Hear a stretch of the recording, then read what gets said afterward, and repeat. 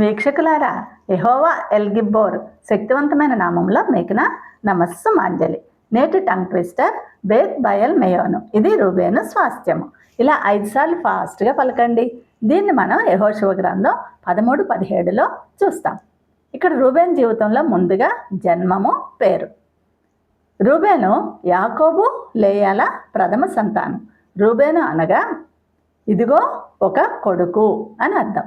రెండవదిగా స్వీయ నియంత్రణ లేకపోవడం. ఆదికాండం 35:22లో రూబేను తండ్రి ఉపపత్ని అయిన బిల్హాతో శయనించి తన శీలాన్ని కోల్పోయాడు. పర్యవసానంగా జ్యేష్ఠత్వపు హక్కును కూడా పోగొట్టుకున్నాడు. మొదటి దినవృత్తాంతాలు 5:1 ప్రకారం ఆ జన్మ స్వాతంత్రం యోసేపు పుత్రులకు దక్కింది. మూడవదిగా యోసేపును రక్షించడం. యోసేపును తన సహోదరులు చంపకుండా ఆదికాండం 37:21లో రూబేను తప్పించి గుంటలో పడేయించాడు. తర్వాత రహస్యంగా రక్షిద్దామని. నాలుగవదిగా తండ్రి దీవెన.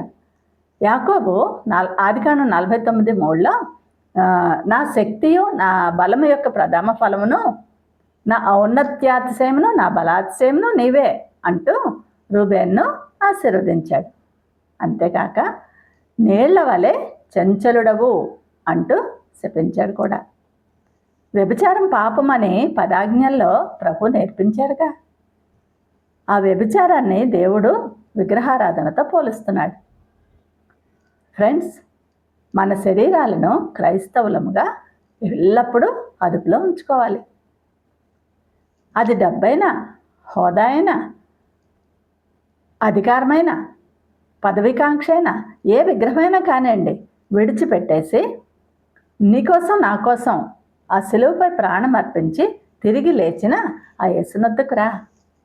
ఆ ప్రభు కృపతో విమోచించి ఆశీర్వదిస్తారు.